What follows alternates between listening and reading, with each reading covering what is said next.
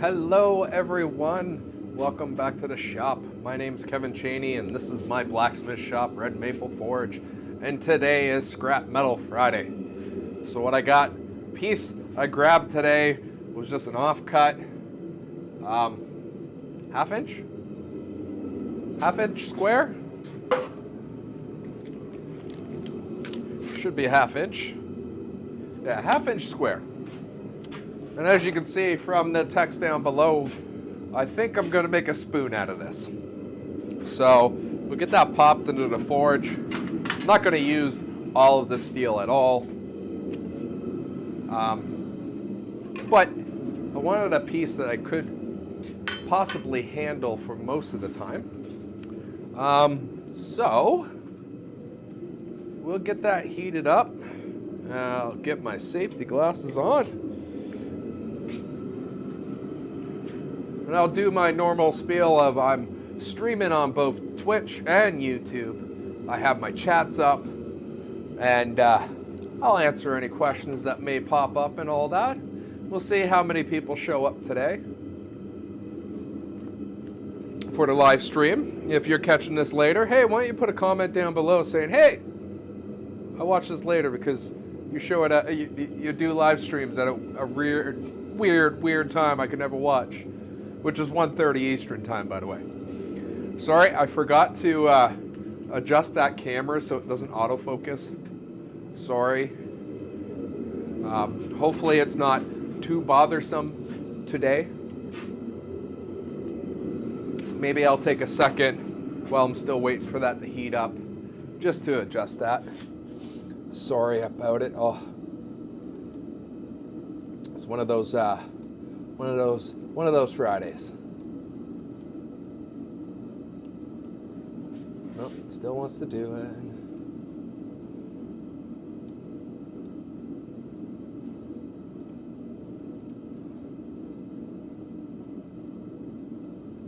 Okay, that should have it. I don't think that one's doing it. Let's switch over to the other one. See if it's doing it.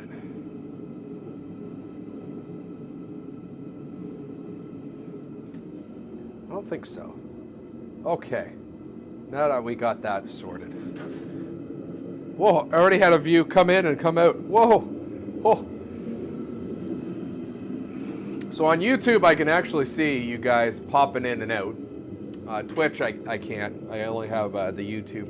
I don't have enough real estate on my monitors to show that, but I do have the chats open. And I just sold something on Etsy. Yeah, I don't know what it was.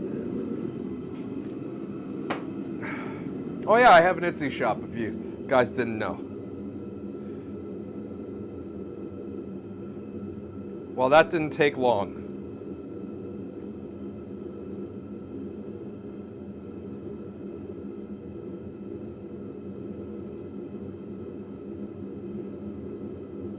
So, if you're also on my Instagram, yes, I also have Instagram, of course. I just recently put out a new rib. This is one that was just cut, not cleaned yet. So pottery rib. This needs to be cleaned. Same thing with this guy. So I got these two styles up on Etsy. So if somehow you are watching a blacksmith video and you're also a potter, we got those up there. They're new this week with stainless steel, same stuff that you use in kitchens. So I used to make them with mild steel, but I upgraded to stainless steel because it's just so much better than mild steel when you're talking about wet clay griminess.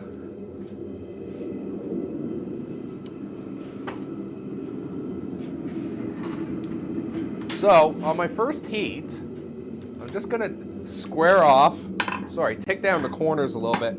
On the very end, I'm going on a very aggressive angle, I'm going all the way around. And I already know that this piece is gonna get too warm to handle very quickly.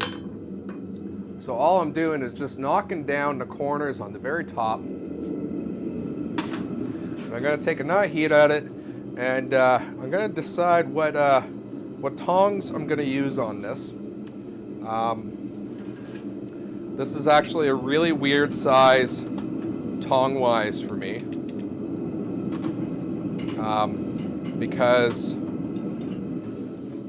it kind of fits in between my 3/8 V-bits, which I can easily modify to do the 1/2 inch or just buy the 1/2 inch ones. So I got 3/8 V-bit, which I'm gonna try, see if they hold up. My 3/4 is a little bit too sloppy. I can't get a good grip, so we'll try the 3/8 V-bits. I know that this company that does sell them at Princess Auto also has a 1/2 inch.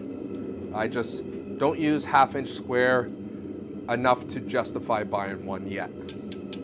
And also I could just make one, so why not? Maybe that will be Tuesday's video when I do a tool. Make a V-bit tongs for 1/2 inch. Like I said, I don't use 1/2 inch square all that much, actually, or round. The only ones I use 1/2 inch round for are curtain rods. So I don't normally have it. And the reason why I have the 1/2 inch square here is for a garden trellis.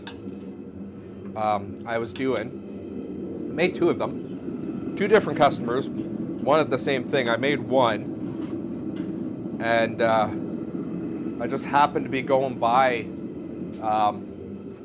funny enough, car dealership that I bought my car from way back in the day, and I had it loaded up on the trailer, and the woman that worked there was like, "I want that," and I'm like, "Well, I can make you another one." She's like, "Okay." So this steel came from there, I think. Also, it might have been a fire grate I made. I made a fire grate at one point in time. So I'm taking about 1 inch, and I'm going in, and I'm starting a shoulder.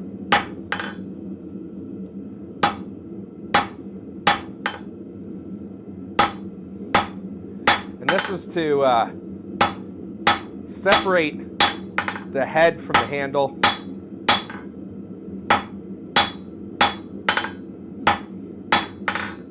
I'm not going crazy here. I do want a definition, but I don't really want to go too far down. So I'm just bringing this down to about 3/8.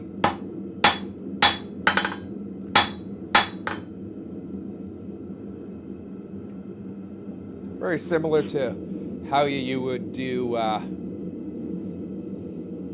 leaf. I'm just taking it to the far side, near side of my anvil, with the shoulder facing down, and I'm actually just hitting so I can knock down that shoulder this way a little bit towards the head. That will allow me to have a little bit nicer transition.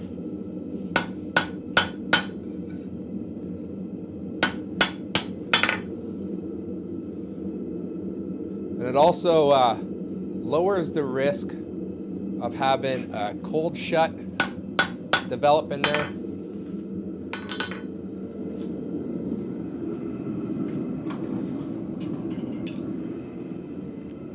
So now that I got that shoulder set, I'm going to work down the handle a little bit. Yeah, I think I'm going to work down the handle a little bit. I'm probably going for more flat rectangle kind of shape. And because I'm going to be working down the steel as quickly as possible, I'm going to be bringing out my rounding hammer. This is my 3-pound rounding hammer.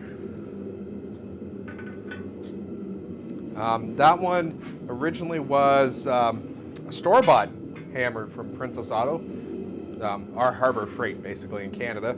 And I refaced the hammer faces, as in reshaped them. So we got a nice roundness on one side, more flat on the other.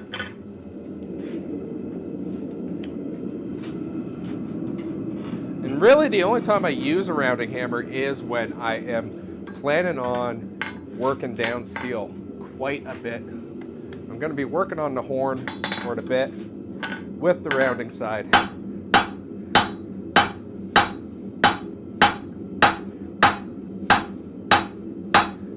Making sure I don't hit the isolation I've already made.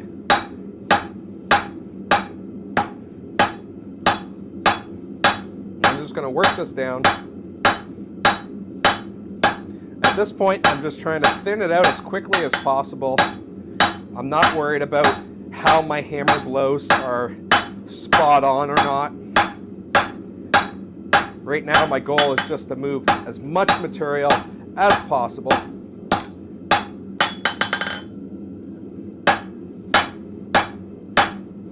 As quickly as possible. So it'll take a couple of heats at that to work that down. I'm actually going to pop the forge heat up a little bit.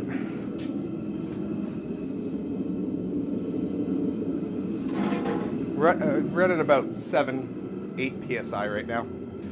My forge, that's a decent heat. Leave it long enough, it will get to forge temperature in that. I mean, sorry, weld temperature, forge welding temperature. But normally, if I do plan on doing welding, I'll even bump it up to 12, 13.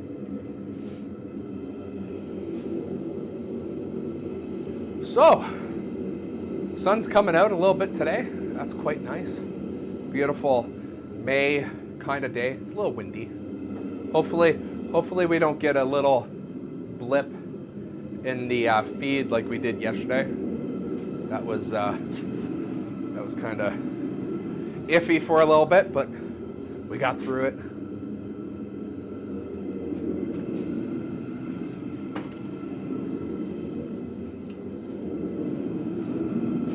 Now, of course,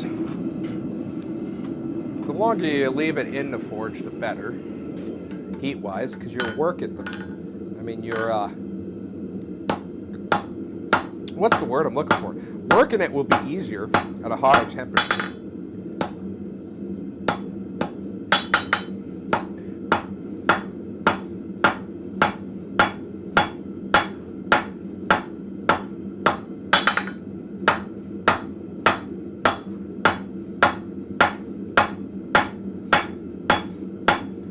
I'm just going to continue working down that handle a little bit, get it to the thinness I want. And I'm probably going to bring it to about 8 inches because I can. There is a possibility I might leave it a little bit more rougher how it is, like right now. I'm still using the rounding side of my hammer.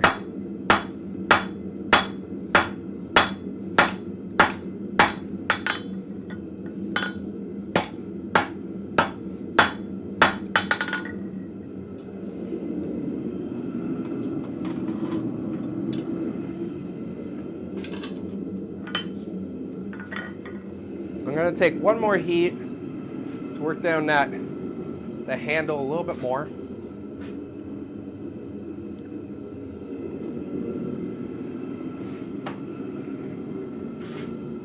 Try to get a good heat on that so we can move as much steel as possible.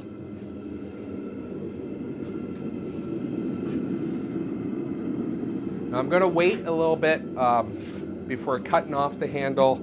I'm actually going to probably forge out the spoon part, the little cup part of the spoon first, before I go into too much of finishing the handle. So this project, I am moving a little bit around on the piece. Sometimes that happens. It's okay.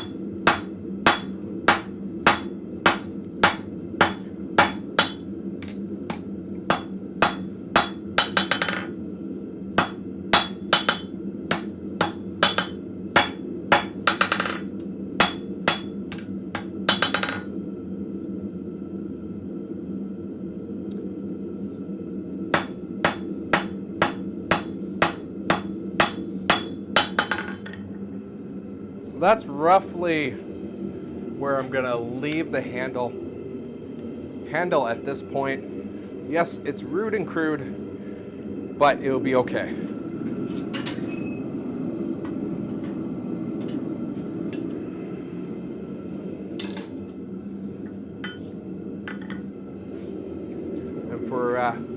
So we'll start working on the spoon now. I'm gonna actually try it with the rounding side of my rounding hammer. This is normally a step I would be using a cross peen for, but I want to try the rounding hammer, because that is what Fridays are for. Is for the practice new things, try new techniques, and try to overall just improve my overall forging.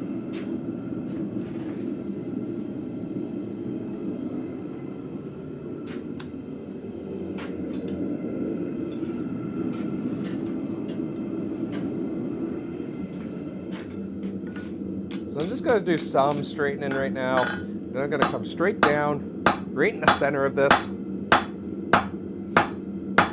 I'm going to start right at the center and get the center basically where I want it from a thickness point of view, maybe slightly thicker than that.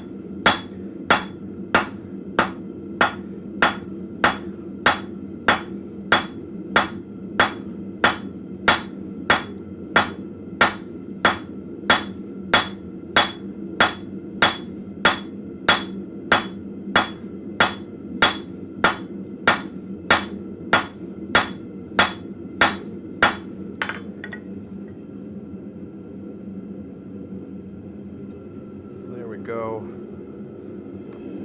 There's starting to thin this out.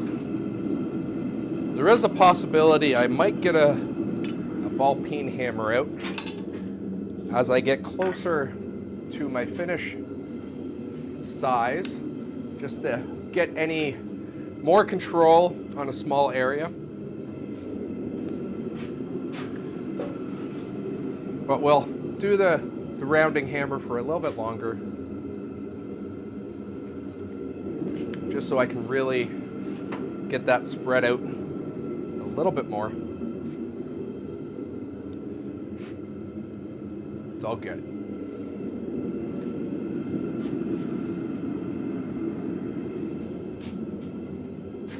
Now, of course, as I work this thinner, it will heat up a lot faster in the forge. So I'm still going down in the center. Then I'm going to start working from out the center. And I'm pretty well doing little tiny, I want to say circles, but they're more like ovals at this point, as I spread this out.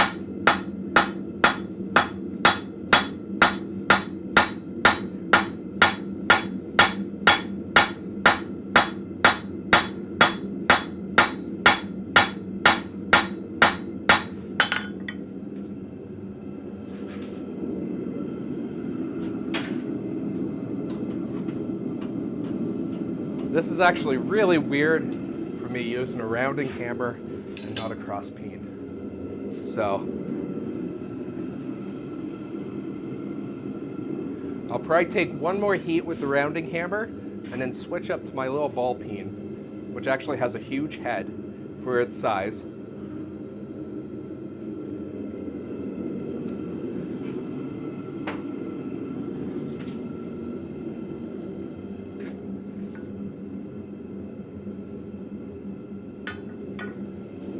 You can tell how little I use this hammer based on how shiny the face still is.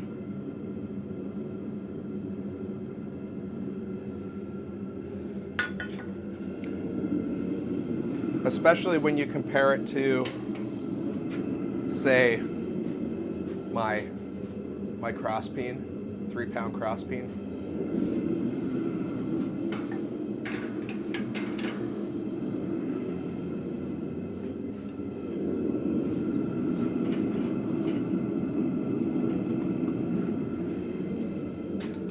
Okay, let's get this spread out a little bit more.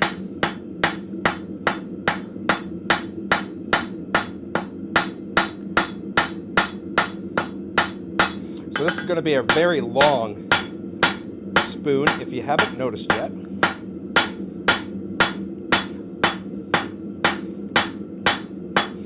And one thing I'm doing right now is I'm actually hitting basically the same spot on the anvil, and I'm moving the steel around to be underneath where I want my hammer blows to be.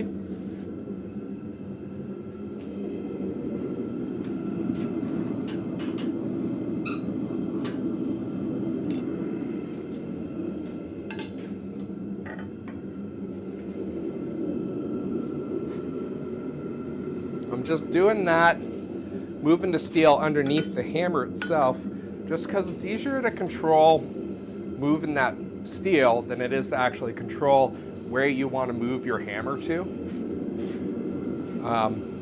Because if you're chasing where your steel is, you can easily change your angle on your hammer, change how hard you're blowing, hitting with your hammer, hitting with the hammer.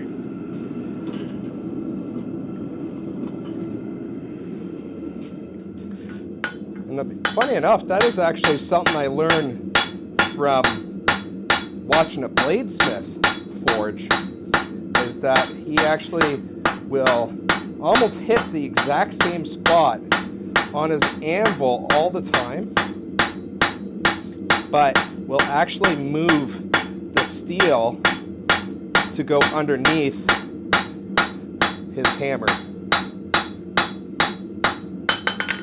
So we're kind of getting spread out. I forgot to change the camera. I'm sorry. I'm getting there.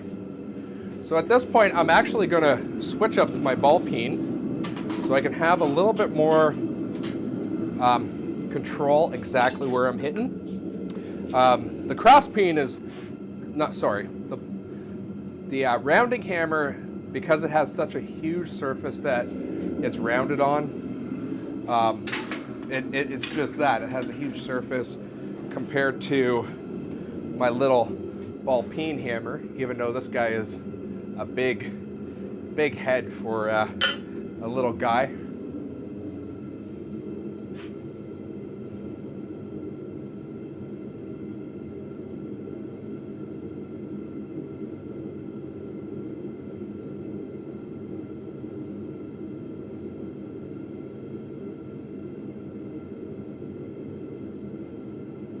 Sorry about that. You never know what kind of interesting emails you're going to get.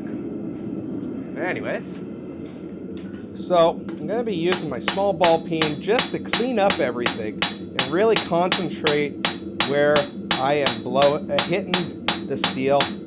This will allow me to shape it better and get a nicer, consistent shape all the way around. So now, because this hammer is actually a really light hammer, I think it's only a little bit over 1 pound. It doesn't move a lot of steel really fast, but I do like the control of it. Almost like the hammer marks it's leaving in the steel.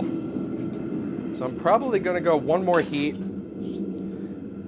like that with this hammer, just to get a little bit more spread out, a little bit more hammer hits in it, and draw that steel more to the shape I want. Again, this is not going to be a perfectly round spoon. I went for a little bit longer spoon. If I wanted a perfectly round spoon, I would have taken closer to the same thickness of the steel I started with when I isolated it at first. So I did roughly about 1 inch, which is twice the size of the parent material. So if I wanted more of a rounder spoon, I probably would have taken, a little bit over a 1/2 inch, but quite close to 1/2 inch. Again, this is not, because this is thinned out, it will not take long to get warmed and heated up. So right now I'm just looking at the overall profile of the spoon and trying to clean up the edges, make it more unified, both sides.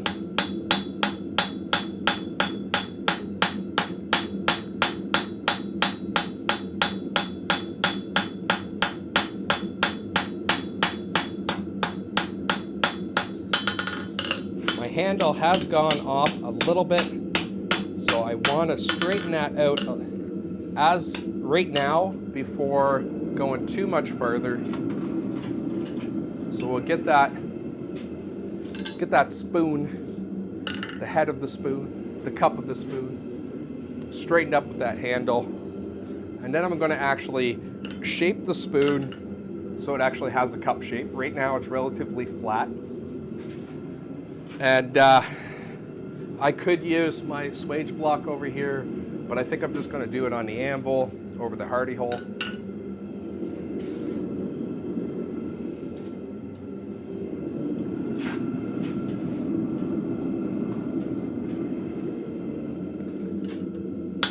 I'm going to just straighten out a little bit.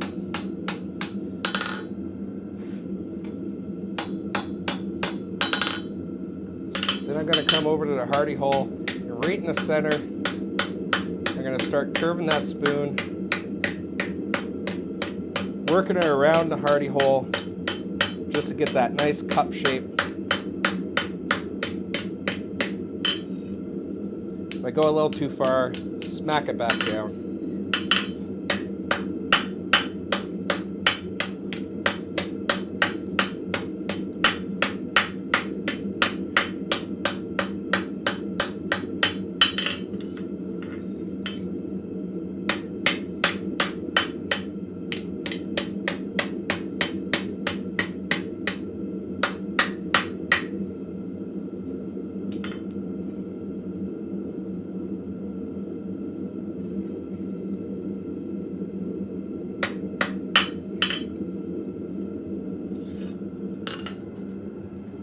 There is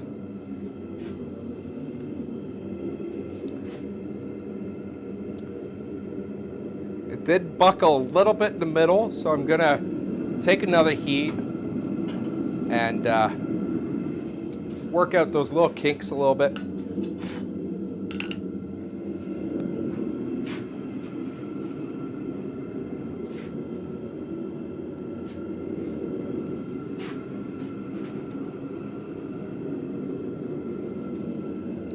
This heat won't be a real hot heat, quite thinned out. And just because I'm only shaping these sides a little bit, just to work out a kink that started because of the cupping process.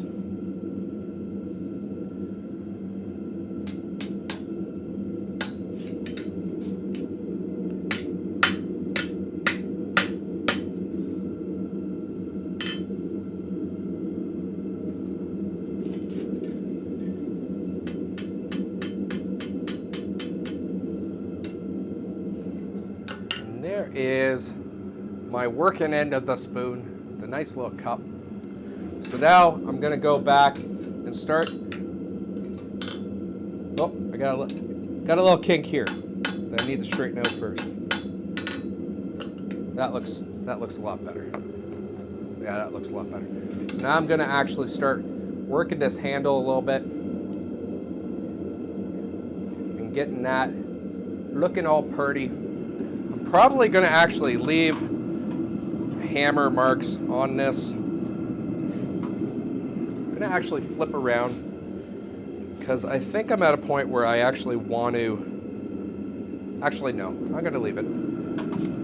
I was thinking about flipping it around so I can actually cut it off at this point in time, but I think I'm going to work it a little bit before I do that.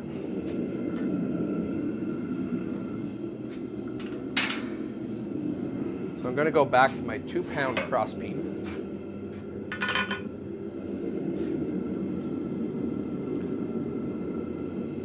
And I'm just gonna finish working this handle down a little bit.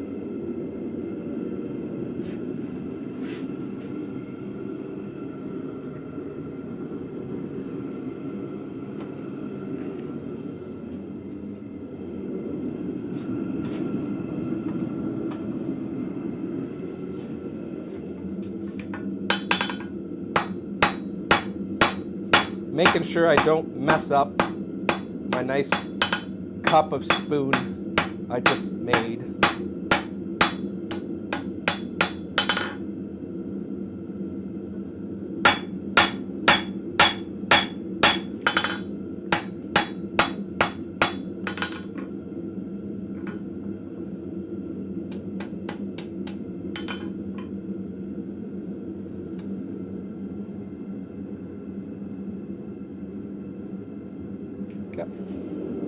So I'm on this heat, my next heat, I'm actually going to be cutting this off to roughly the length I want. So we'll get my hot cut out, my hot cut hardy. I'm trying to think of which way would be the best to cut this. And I'm actually going to bring out a second pair of tongs to grab it if I need to.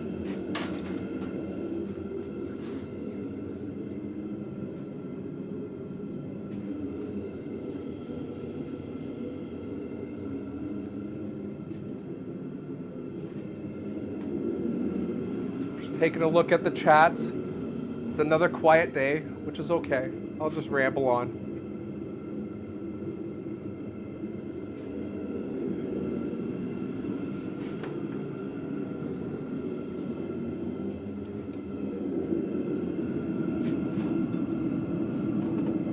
Now, as for spoons, I really don't have a regular product that would be spoon-like. So, that's what I say about the tongs not being the best for this. And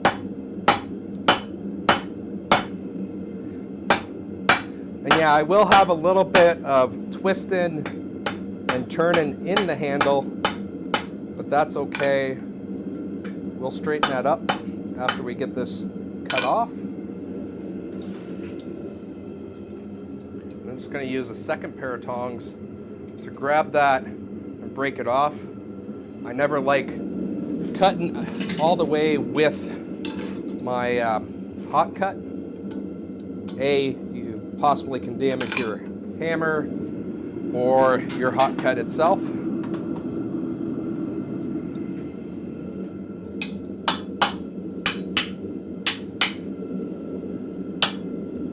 So we get that out of the way.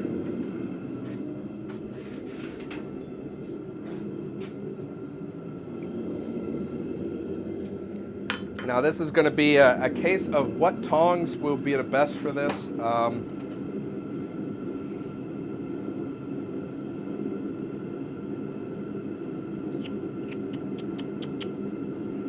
Maybe the pickup tongs, maybe. Because what I don't want to do is pick it up right from the head or the cup part, because I know that during the forging and straightening out the handle, I most likely will cause that to disform. So, I'm wondering if my pickup tongs will do this. It may not. Unfortunately, no.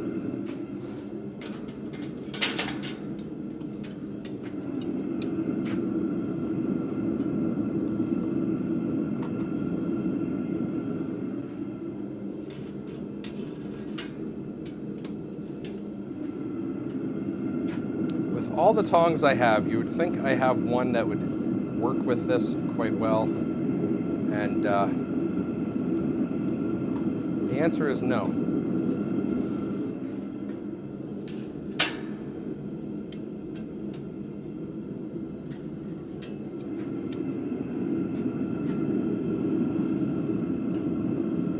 So I think I'm just going to use my flat bit tongs, and if I do misshape anything, I'll just straighten it up as I need to.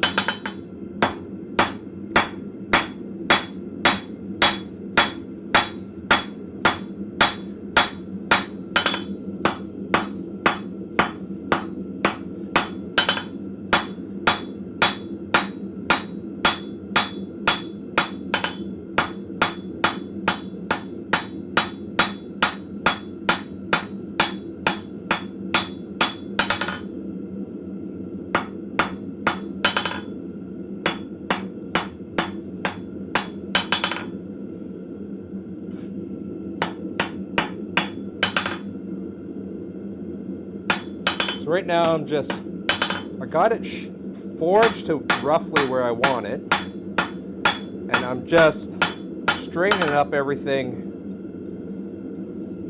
as need be.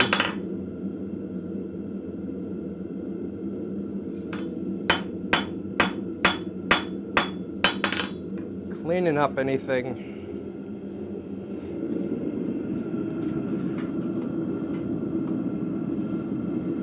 So I actually want to add a little bit of texture to the handle with hammer marks. So I'm going to actually bring out my little ball peen again. And we're going to go and make some marks on this handle.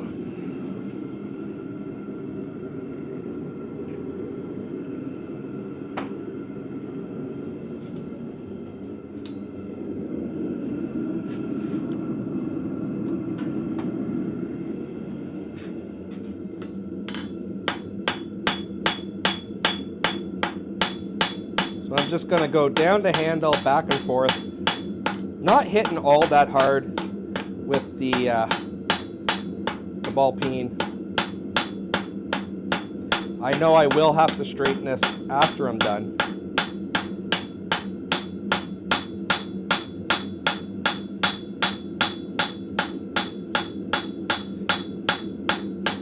And I think I'm going to do it on both sides.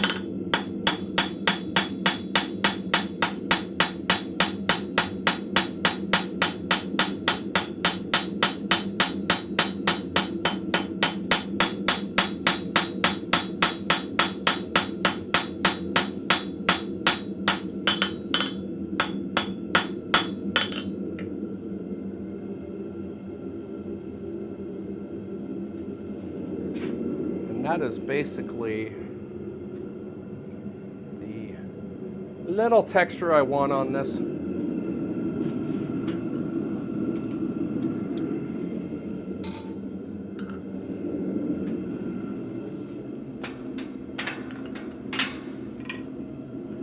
bringing out my small touch mark, which is the artistic maple leaf from my logo. Because this one I will be touch marking.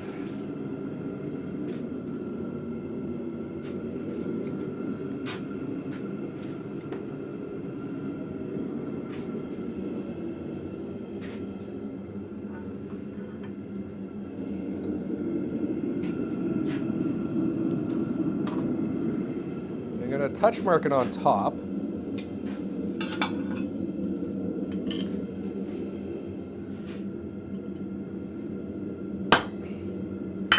Beautiful. Take a second to straighten up everything. Make sure the cup hasn't, or the spoon part, or whatever you call it, hasn't gone out of whack too much. I don't think it has.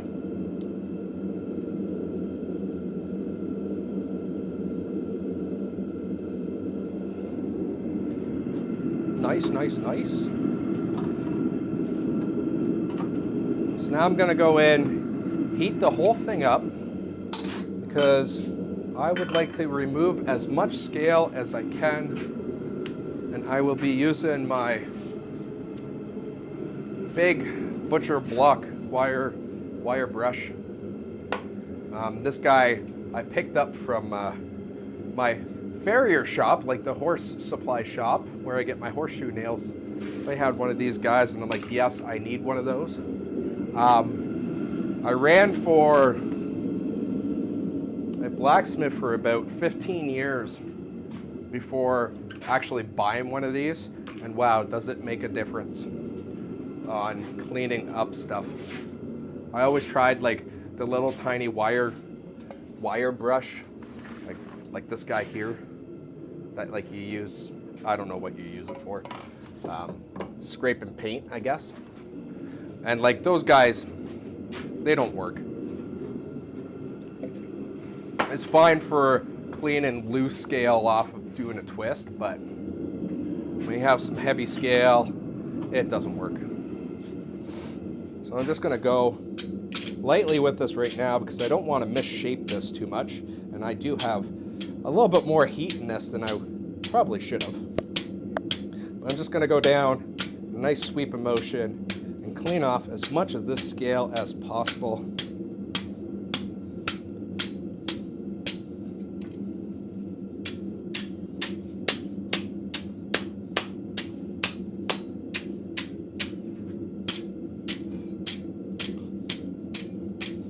It won't get all of it, especially inside the spoon, but it will get quite a bit.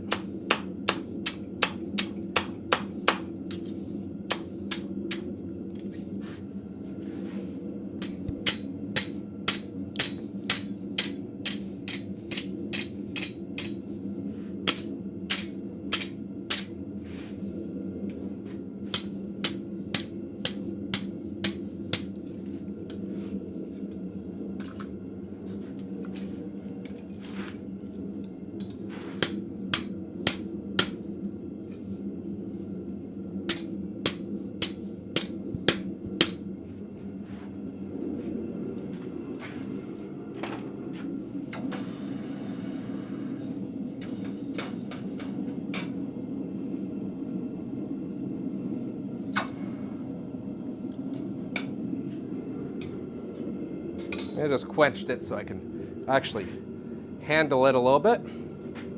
Actually, still a little warm.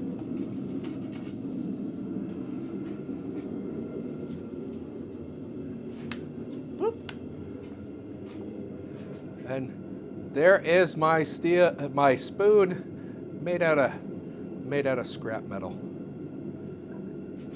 Let's see if I can get it good.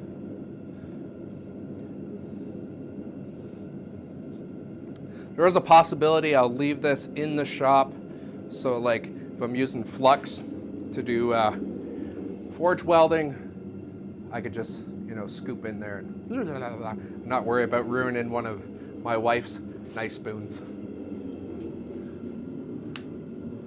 So there you go, a spoon from just some drop piece of 1/2 inch square. Anyways, it's Friday, and I'm going to call it a week. So for anyone that was able to join on the live stream, thanks for coming out, and I'll see you next week.